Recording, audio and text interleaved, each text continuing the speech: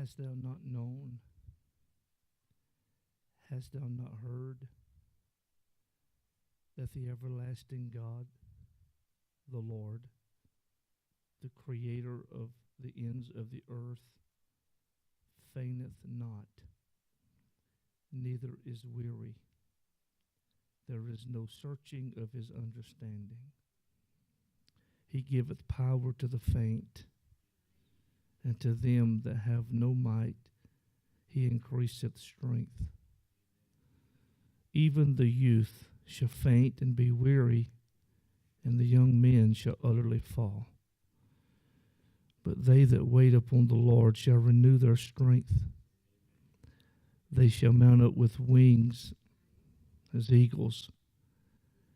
They shall run and not be weary. They shall walk and not faint. The portion of this scripture, but they that wait.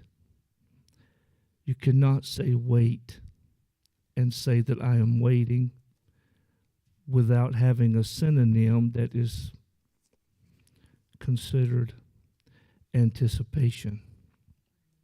I am waiting because I'm anticipating something to happen.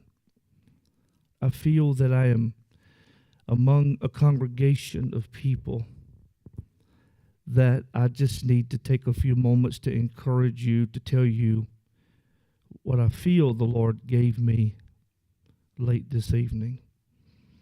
The woman that was married to an older gentleman in the word of the Lord. The Bible doesn't give specifics of how old she was, but we can gather from the information that we have that she was young enough to have a child. Her husband was somewhat older than her, to the point that when you gazed upon him and saw his frame and his countenance and how he gathered himself, that he was past the years of even performing to give this young little wife a child. There's something about waiting that I felt that this woman was doing.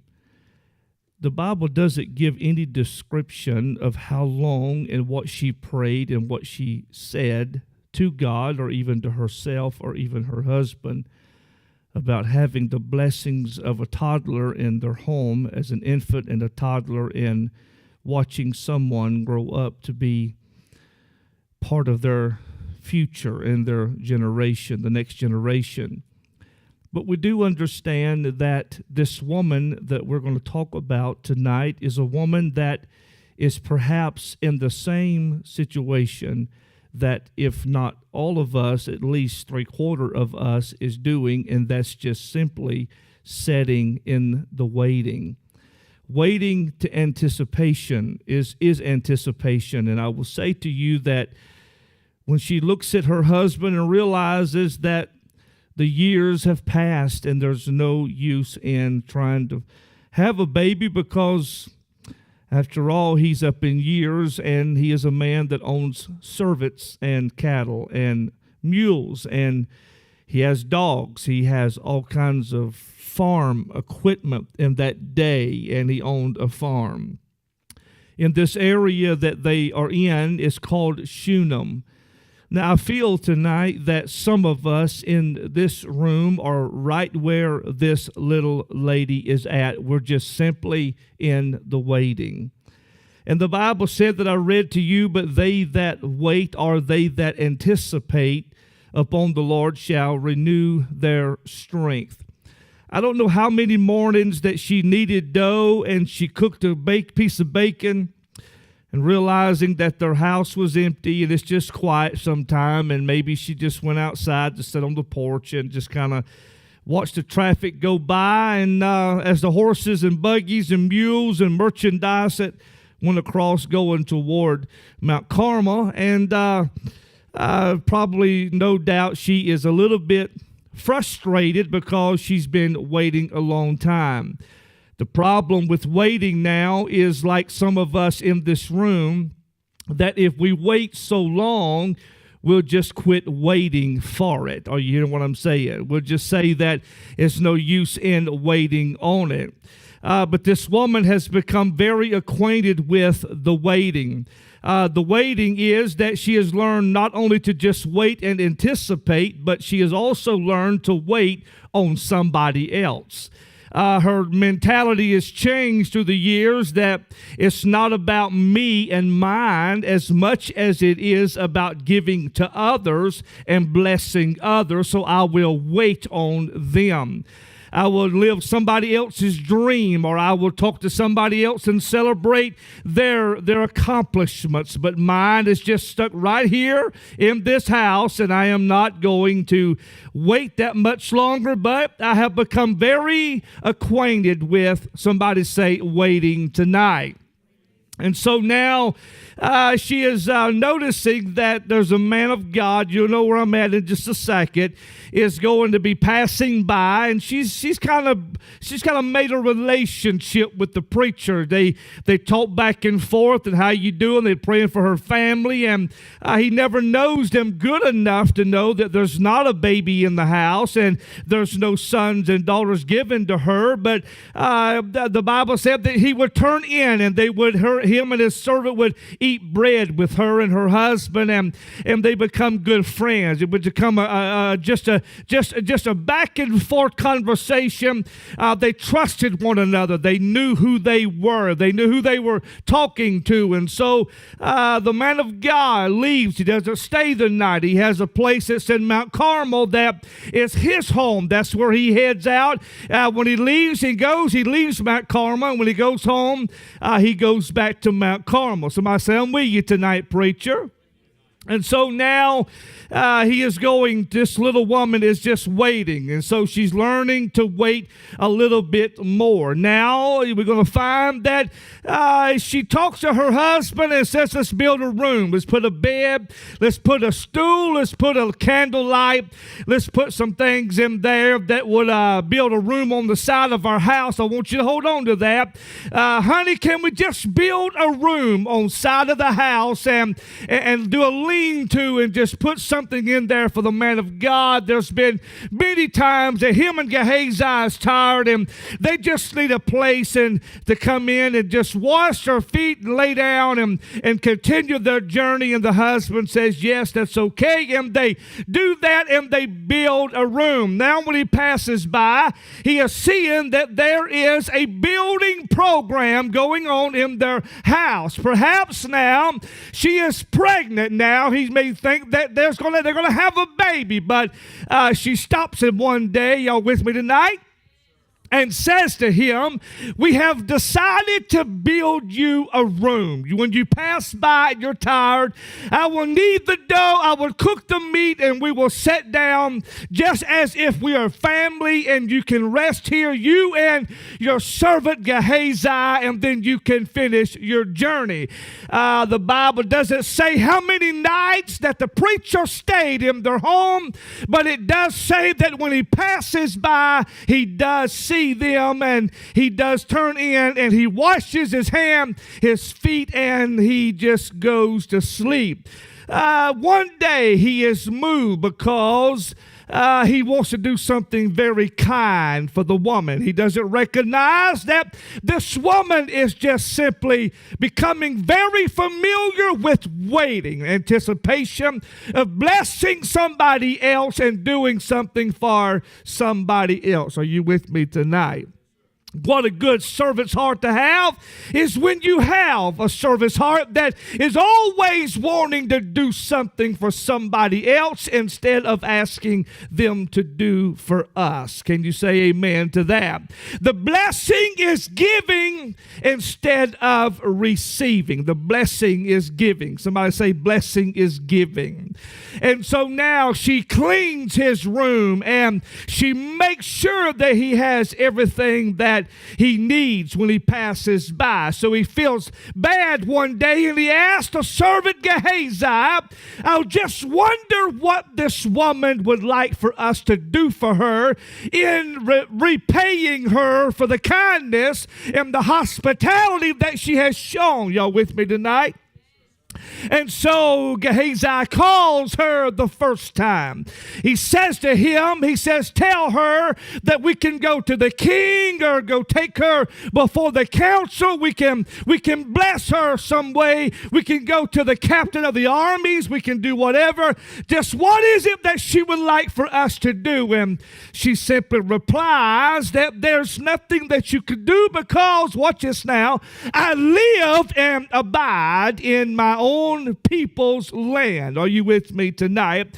I'm not just an ordinary woman. I am a Shunammite woman that is raised in Shunem. I married a man. He's an older man, but he's just a Shunammite also. Y'all with me this evening? Now we find that she leaves and goes back to her house inside where she is going to abide. And so he asked Gehazi, just wonder what we could do.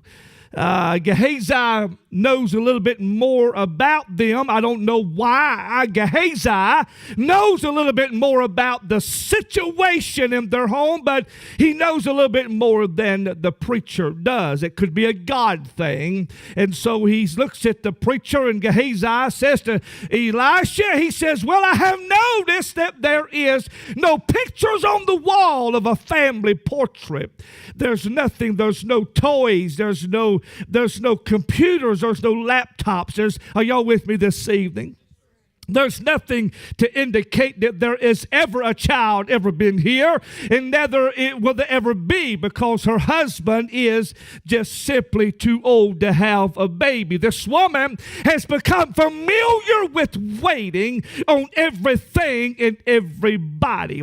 But because she's become a professional with waiting, nothing is going to throw her off. Are you hearing me today? If I have to wait and serve, I'll wait and serve, but I'm going to wait with anticipation until my miracle shows up. I'm going to make a long story short, can I, tonight? And so he calls her back to the house. She comes in the door, stands in the door, and Gehazi says, the preacher would like to say something to you. And Elisha says to her, see that you don't have any children and no babies. And she begins to tell him that, hey, I'm just not there. My husband is too old and we just can't have a baby. He prophesies to her and says to her that you're going to have a child at the season and the time of life. You're going to bear a son. Her reaction to the preacher is just like some of you tonight. When we hear God give us a word from heaven, we question what the preacher is preaching even tonight in this service, because her response to him is, do not lie to your servant. Please do not lie to me. That is such a jolt of her soul that she would hear those words enter into her ears and into her mind, and she comprehends everything that he is saying, but she cannot believe. Somebody say, I'm with you tonight. She cannot believe what she is hearing, so her response to him is not trying to be negative, but in the waiting, she's never received anything that she's been waiting for. So why would this preacher come by and tell me that in 9 to 12 months I will embrace a man-child? Her response to her is, please, sir, don't lie to me like that. The joy inside of her soul, something awakened something in her that was awaiting for a miracle. They go on their way. She just says to her husband, you won't believe what happened. Are y'all with me tonight? I'm going to tell you what the preacher said. And he rehearses to him. She rehearses to her husband what's going on. And man, something transitions. And sure enough, this waiting that she has been in for so long, like some of you, are you hearing me tonight? just waiting until I'm tired of waiting. I've waited so long until I forgot even how to wait. I done forgot about how to wait. I done forgot about what I was waiting for because it's been so long. Just like her. Am I talking to anybody right now? I just kind of pushed it to the back because there's no use in waiting, but there's something still inside of us that's still waiting. We may say that we're done praying for something or we're done waiting on something, but you let a word come across this platform and you'll rise to your faithful feet and you will say, I believe God can do it one more time. But then 6 months later, you're right back where you are and you're saying, I'm just tired of waiting. But another message will come across the platform and something rises in you, and that awaiting inside of you is renewed because you believe that God is able. You're not hearing me tonight.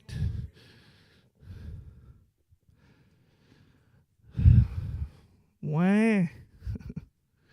Spank, spank, spank. Why?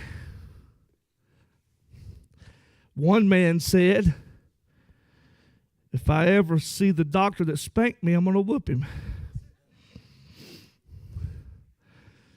Her waiting is coming into fruition. How could God take this long and then do it the way he did it? I don't know how he was. I thought he forgot about my waiting on him. But see, anticipation is faith. And anticipation is faith that touches God. That says to him in any circumstances, I know you did it for them, so I know you can do it for me. Are you hearing me tonight? Can I get just a little juice here, brother? I'm stripping out. The waiting. Somebody say the waiting.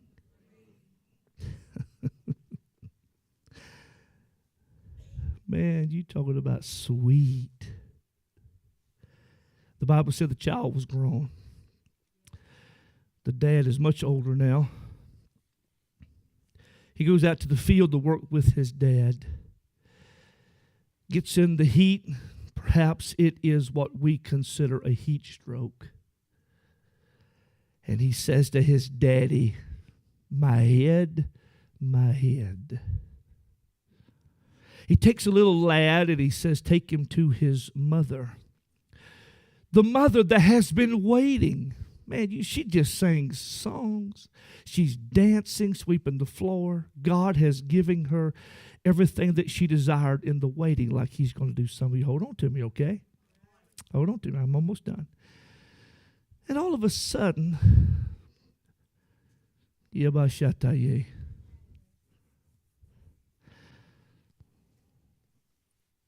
There's something changes. When the lad rolls up to the front door with her son that is screaming, my head, my head. And the Bible said that this little miracle that was her waiting miracle laid in her lap until he died at noon. Are you with me? She does something. Hold on to me now. That probably we would have all done. Lift him up. Walk into the room that she prepared for the preacher. Lays him in the bed. And calls for her husband. And says to him, get me a servant. Get me a mule and get me a buggy. I've got to go to Mount Carmel where the preacher is at. He says to her, why would you want to go? It's not a new moon. She says, just do what I've asked you to do. I have got to go see the preacher because it was the preacher that gave me a word in my waiting.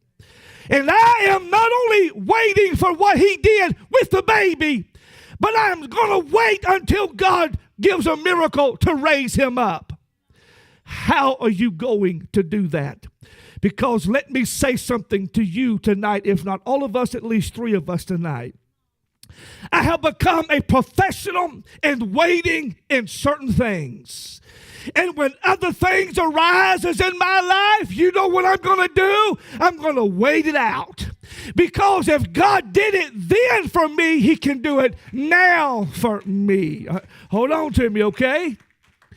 Here she goes to Mount Carmel. The preacher notices that it's this woman that's from Shunem. He says to Gehazi, you must go meet her and find out, is it well with you and well with your husband? And then he says, is it well with the child? The relationship between the preacher and the child had to somewhere mushroom and grow into a great relationship. Because he says to Gehazi, ask her, is it all good with her son? He meets her, asks her those questions. And because she is familiar with waiting, she said to him, it is well. In other words, what she was saying is, I will just simply wait. In other words, I don't know how he's going to do it. I just know he's going to do it somehow, some way.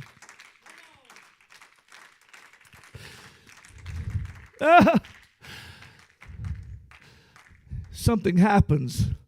She runs and grabs the feet of the preacher. Gehazi grabs her and jerks her away from the preacher, and he says, leave her alone. Her soul is vexed within her. Y'all hear me tonight? She describes to him what's going on. He says to Gehazi, take my staff and run to this room where this little boy is and lay my staff on his face. And you know what he says to her? You can follow him if you want to. But what did she say to the preacher? She said, as long as you live and as long as God lives, I am not leaving you. You hear what I said? What she was saying is, I have waited all of these years, and it was you that brought me hope and gave me a word. And if you think for any second I'm going to walk away and leave you here and go back to that bedchamber where I laid him as a dead son, you've got another thing coming. So you might as well get up, get your shoes on, and let's go to my house. Because I have become familiar with waiting on God. And waiting on you is not a problem, sir. I'll wait right here until you get your shoes on. So you do what you want to do. I'll have a seat while you get ready. You can brush your teeth and put your teeth in. You can comb your hair, put your toupee in. But I'm going to wait right here. I'm going to wait right here. You're not hearing me tonight. Come on, you might as well just go. I'll be there. I'll be there in a no, I'm right here. I'm going with you.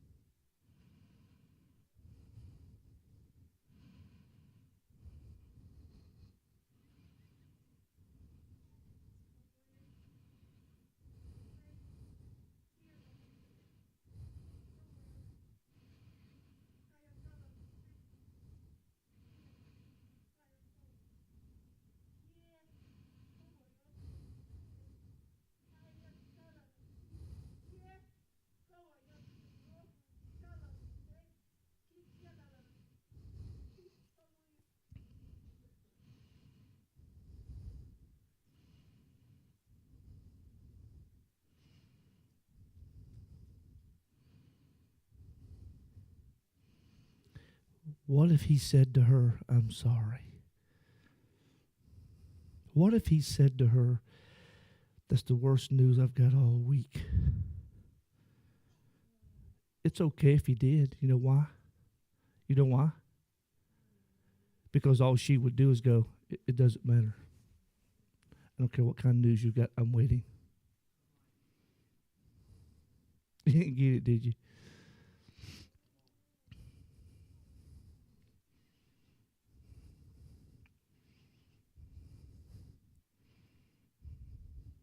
I'm waiting on you. You might as well. No, I'm waiting. It's well. It's well. It is well. I'm just waiting on you.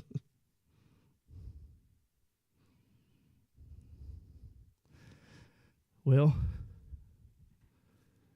he gets to her house, and she waits again. When she gets off of her horse and watches him go into his chamber, she goes around and starts working in the house.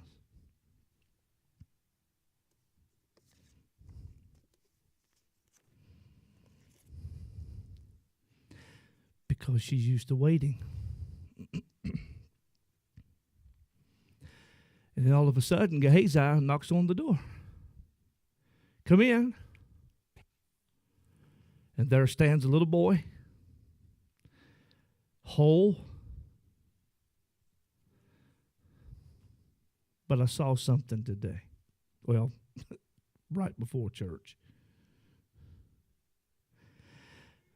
The Bible said while that lifeless body was on the bed, that he laid on top of him, mouth to mouth, eye to eye, hands to hands. And the Bible said, and his body became warm.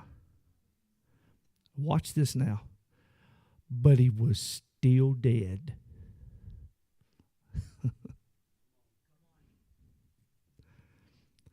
He leaves the house.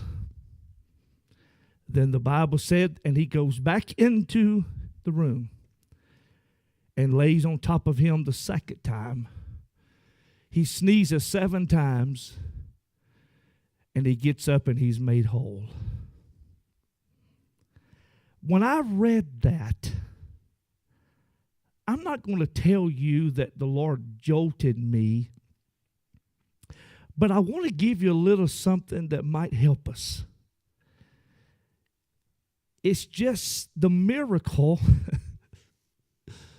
is in the warming stages. You hear what I just said? Some of our miracles, folks, is in the process, and God's already got his hand on it. And he's already maneuvering and articulating things the way he wants it, because after all, it's all about him anyway. He knows best for all of us. We're sons and daughters of God. And when I read that, I smiled and I said, Lord, you mean to tell me that my miracles is just in the warming stages right now? That sooner or later there's going to be a sneeze somewhere? And then I got comical there for a minute. I went, well, if he needed to sneeze, if that was all it was going to take to sneeze, well, then he should have sneezed and come back to life. But it was more than that, because when he sneezed, his soul went back into his body. Y'all hearing what I'm saying? Are you hearing what I'm saying today? Come on, so I say, I'm hearing what you're saying today. And he done it 7 times, which is completion. And so God, in the warming up stages of your miracle, hear me well today. I'm going to tell you like I feel it tonight. Just hold on to the waiting, ladies and gentlemen. Your miracle is going to come into fruition. Are you hearing what I'm saying today? Please don't give up in the waiting today. And in closing tonight, everybody's happy, but something happens. That daddy dies, and left behind is a mother and a son. Perhaps now the son is married. Nobody is there to help mama care for the mules and the sheep and the cattle and everything is going haywire. To the point that they walked up to her house where she built the room and said, you're going to have to get your stuff out of your house. We are foreclosing on your home. We cannot help you. Get your stuff out of this house. Can I have 5 minutes of your time? In between the time Daddy died and the time that they kicked her out of that house, Gehazi didn't understand waiting.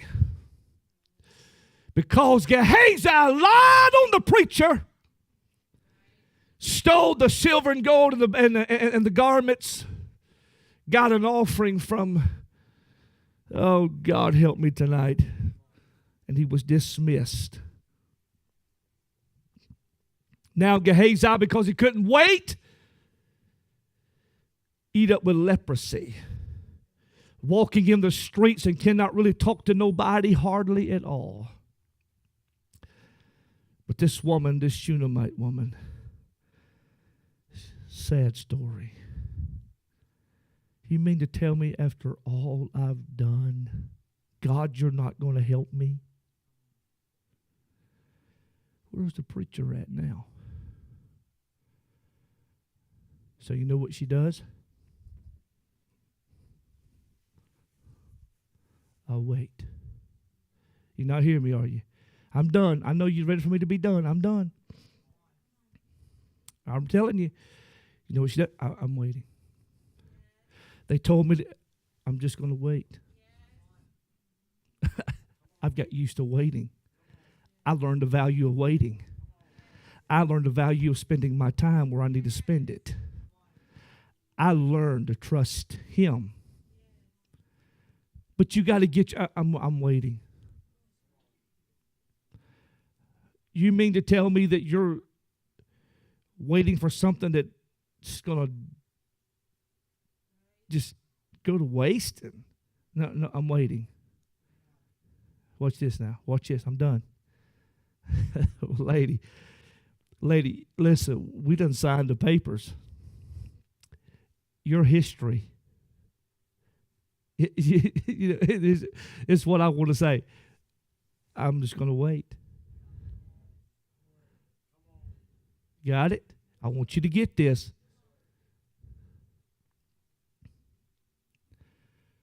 So this woman that's decided to wait, decided one day, possibly going through all of her kids' stuff, her husband's stuff, looking at the farm and the land, how it used to be years ago, had fresh milk and fresh bacon and sausage and eggs and feed my family and could take care of those that passed by, and we had plenty enough of money to build even the preacher.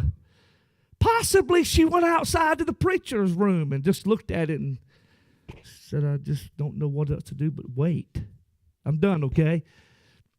But then there's the bed, and there's the stool, and there's the candlelight.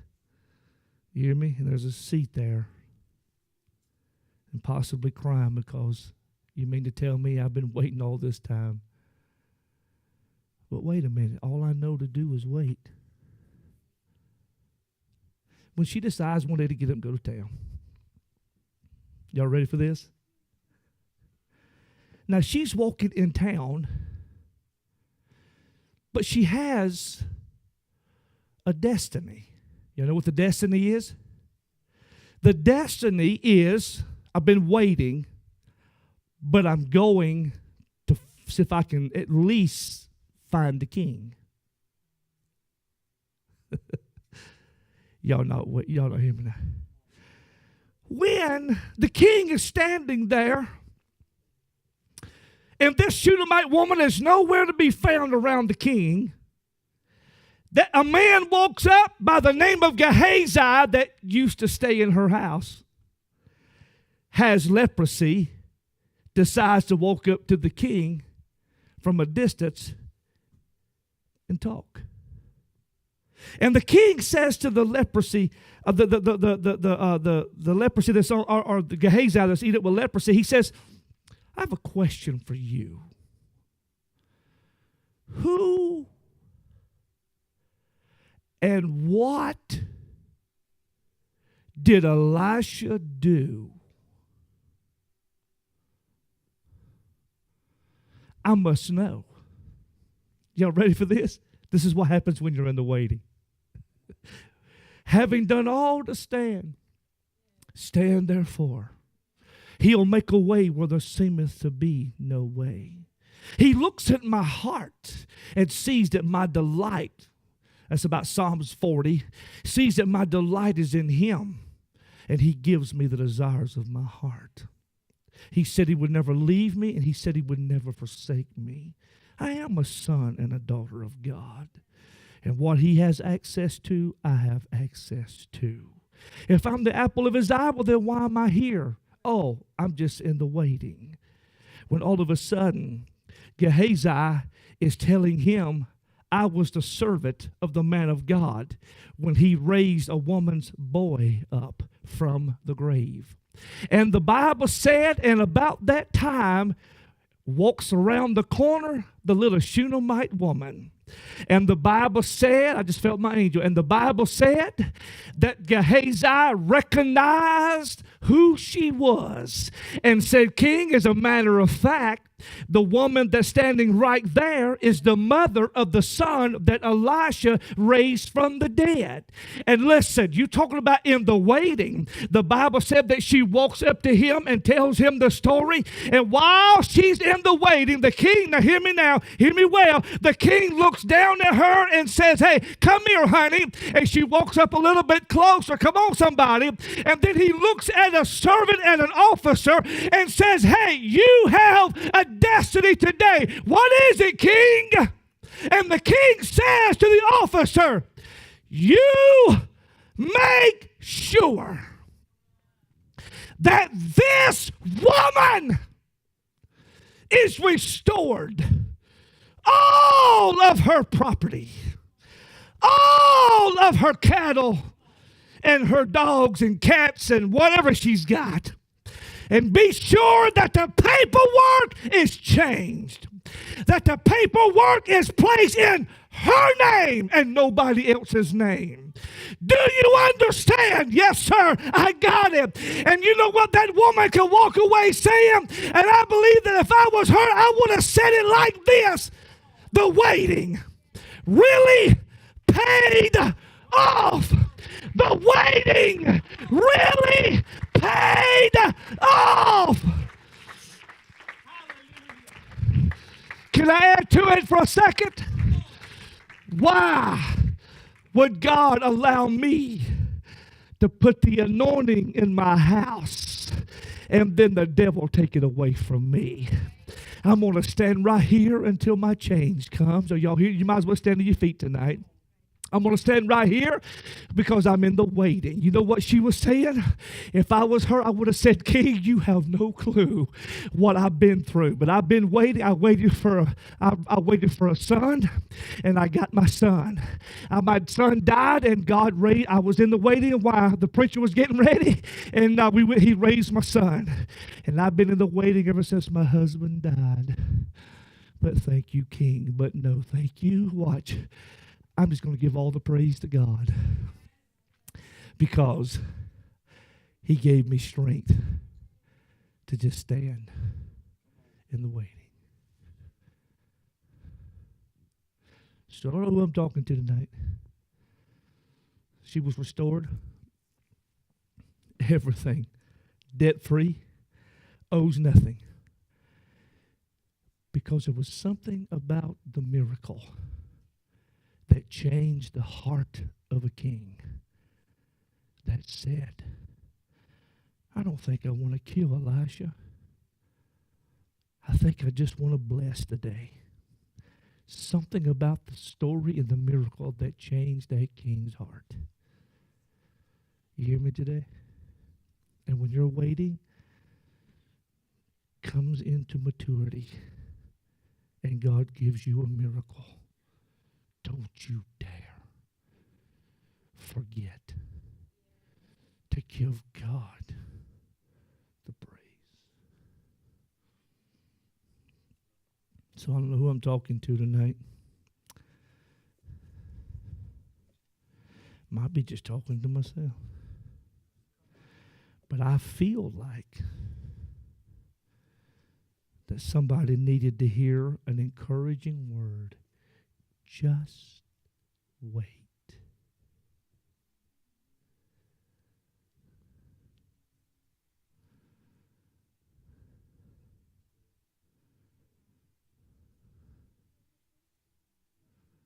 Just wait. Just wait.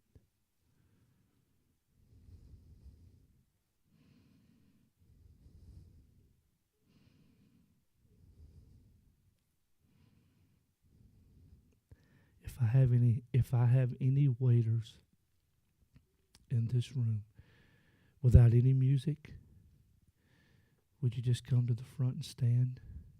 If I have any waiters in the room. If you're not a waiter, you don't have to come. And even if you are a waiter, you don't want to come, it's okay. Just stand. And just tell the Lord in your own way, I'm going to stand right here and wait.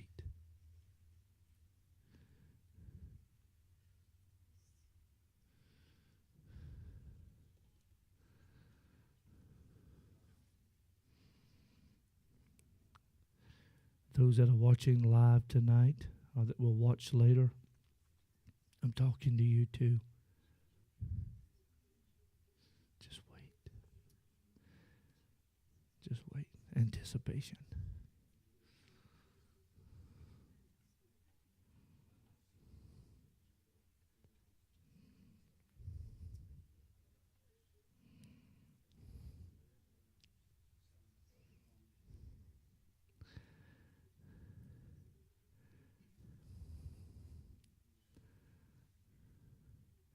The difference between waiting on God and acting too quickly is the difference between His will and our will.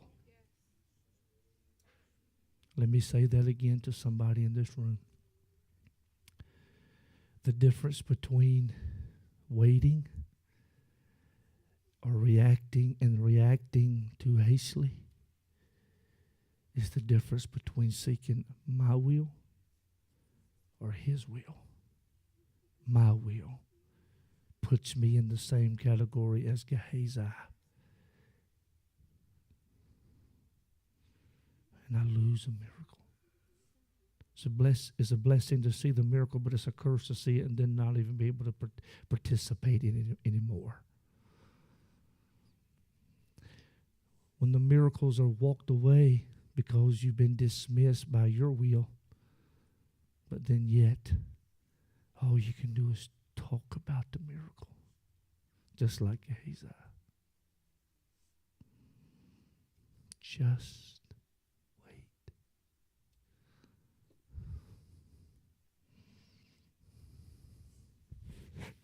I really don't know how to stop. I really don't know how to end this.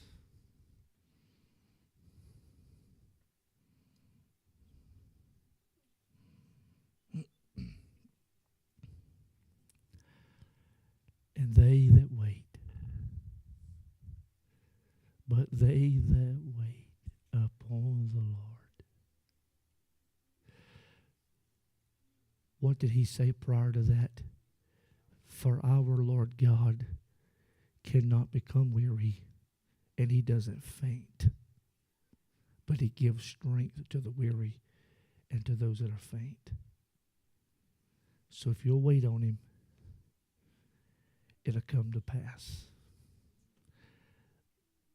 That come from the Holy Ghost.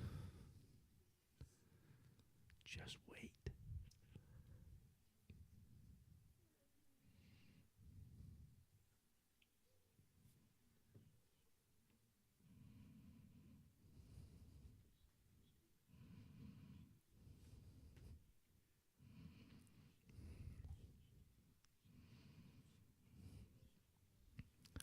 Why don't you hug somebody? I want you to whisper in their ear, hey, we got a word tonight from God. Just wait. Would you tell somebody? Just find somebody. Hey, we got a word tonight. Just wait.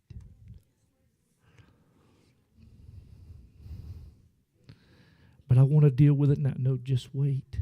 I want to say, no, just wait. I want to act out. No, just wait. But they did me wrong. Just wait. But they said, just wait. Listen to me. I have a little dog. He's a cockapoo. He is my buddy. I take him out. We come back into the front door. He gets on the rug and he sits. I undo him and I go, what? He sits there. I walk away about 3 and I turn and go, up. And I walk all the way past the stove, and he's like this. I go, all right. I go around, go into the dining room, and I can hear little feet. I go, all right. And I stand there. And I walk back around, and he's still sitting there. Because my up means wait. And if he could understand that, we were fearfully and wonderfully made in his image. We should be able to understand that. Just wait.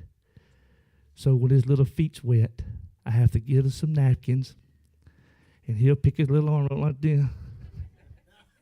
And I dry all 4 of his feet, and he just can't wait until the last one is done. Because all he sees is running and jumping and sliding, and just because he's so happy. And then after I do all of that, I go, and he has to sit. But the expression and the running and the happiness of a little old crazy dog, when I give him, here we go now, the permission. Something rises up in that boy. And watch this now.